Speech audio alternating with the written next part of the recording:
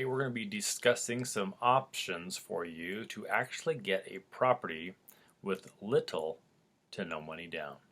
Let's begin.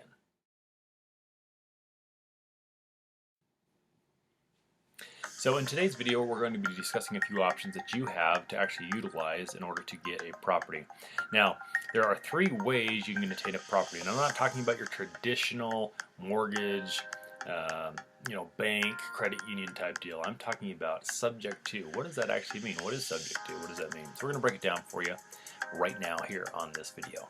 So subject to, explained very simply, is you're essentially taking over the deed to the property, but the property that has a loan on it is, the name on it is remaining in the seller's name. Okay, so it stays in the seller's name, but you're taking over the deed. Now the difference between an owner carry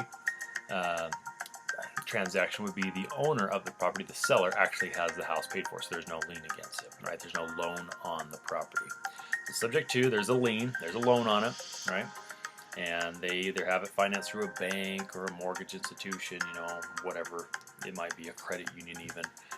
And so they're technically the owners of it, right? So what you're going to do is you're going to come in, and for subject to, you are going to say, hey, I want to purchase this property. You're going to tie it up with a purchase and sell agreement. Hey, I'm the buyer now. I want to go buy this.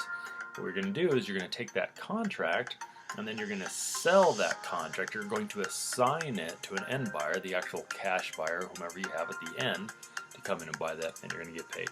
That's actually one way that you can do a transaction without actually having any of your money down. Now, some people require that you have earnest money.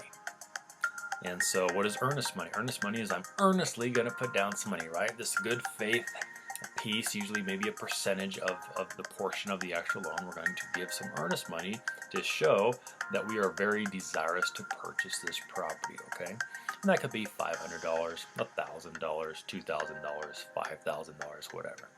So sometimes people that are in the wholesaling business, for example, in this case, they're going to assign that contract to somebody else, an end buyer, a cash buyer. Sometimes they don't have any money, okay?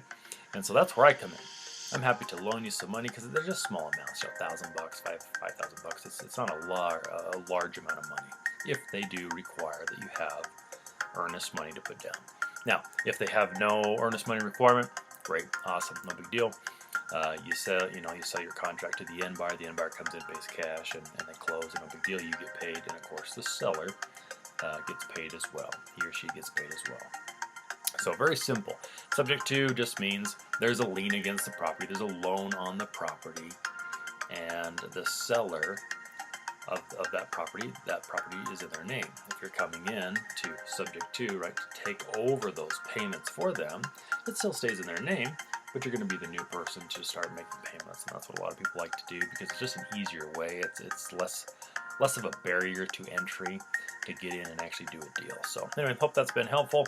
If you have any questions, leave them in the comments below.